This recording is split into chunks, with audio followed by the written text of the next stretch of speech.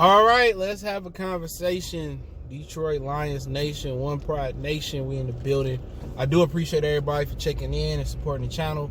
Keep sharing the videos. You need to get in touch with me. Say this in the beginning because everybody don't make it to the end. You can follow me on Facebook, Instagram, and Twitter. Quickest way is email, then Twitter is the two quickest ways, then the gram, then the book. For business questions, call responsive video requests, or you want to know how you do this on YouTube, how I do that, hey, this and that, email and Twitter quickest way. So email being first. But yeah, I seen a tweet, I think it's about Dave Burkett, and I'll link it in the source in the description. And I'm gonna try to go live tomorrow in the morning when I drop the kid off at school. But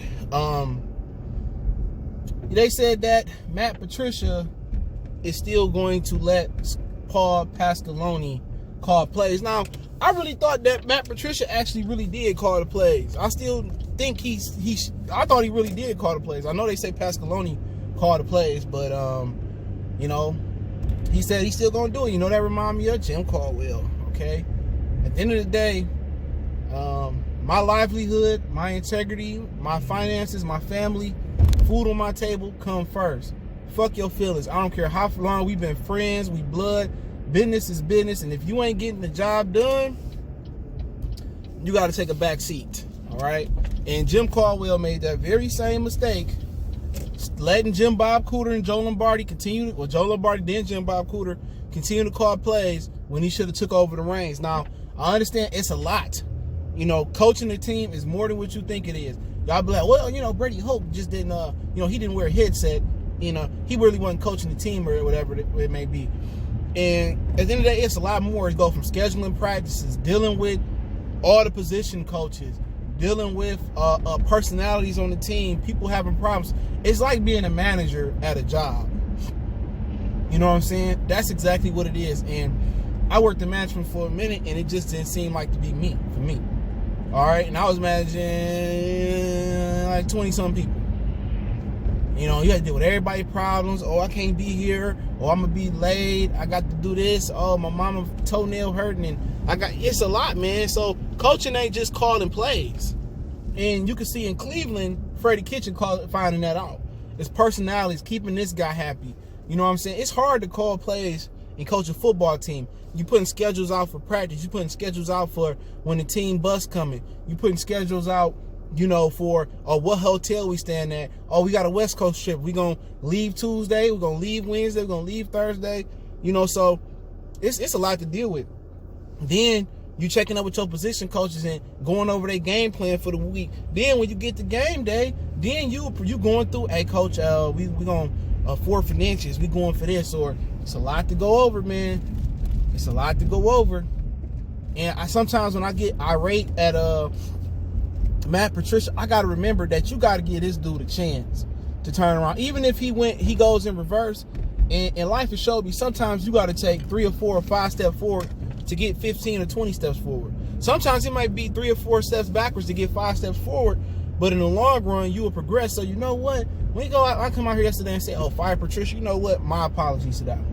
Give him a chance, because I know Cleveland Browns, they messed up when they prematurely fired Bill Belichick, but give him a chance.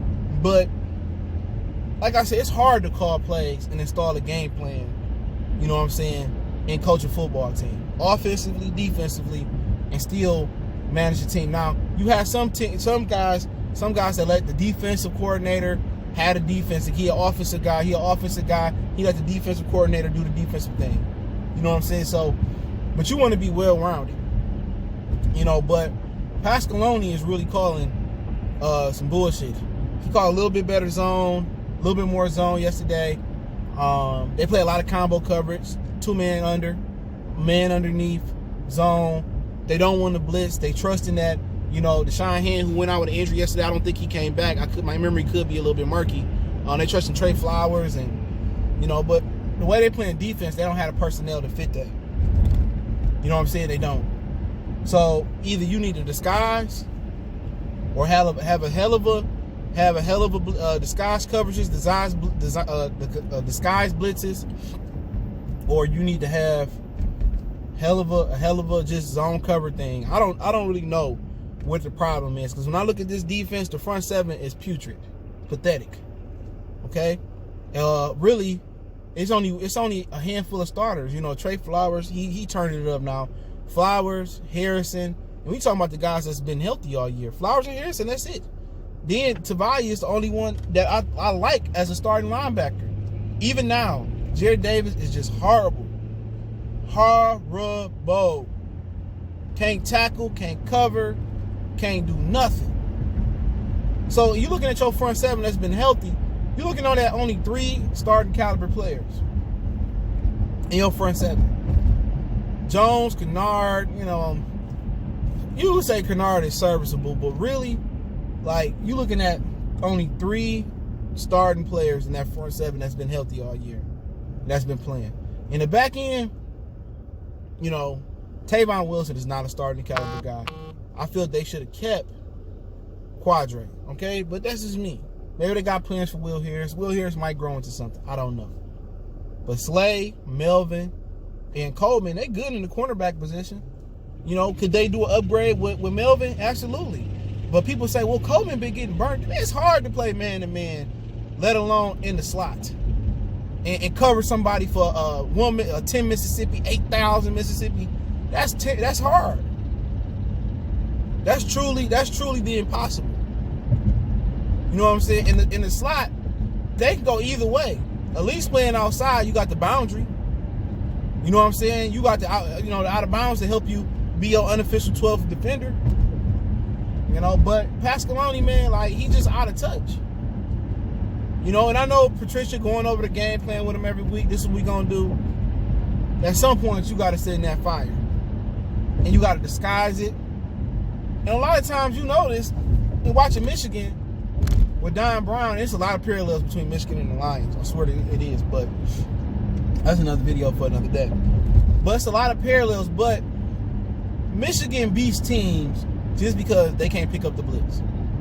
The teams they dominate, like Iowa, they beat Illinois, Maryland.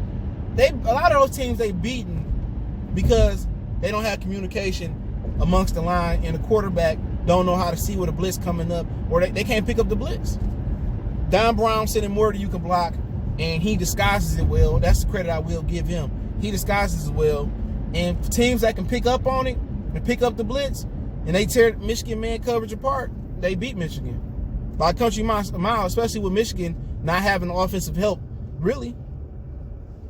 So at the end of the day, Pasqualoni is, the season over with now, but he got to learn how to disguise and get exotic with his blitz packages. R.I.P. Jim Johnson. Hopefully I'm saying that. Eagles defensive coordinator that passed away. But Pasqualoni, man, he got to learn how to disguise his coverages better, man. Not his coverages. He got to learn how to blitz. You got to know your personnel. You have a fast linebacker in Davis. You got a pass rusher in Kennard. You know what I'm saying? Learn how to use them. Create matchups, stunts. You know what I'm saying? Delayed blitz, crossfire. You know what I'm saying? And the Alliance defense is very, very vanilla. It looked like somebody that was born in 1950 or 1940 is calling the defense. That might have worked in the 80s or in the 70s, but 2019 Pasqualoni, no sir.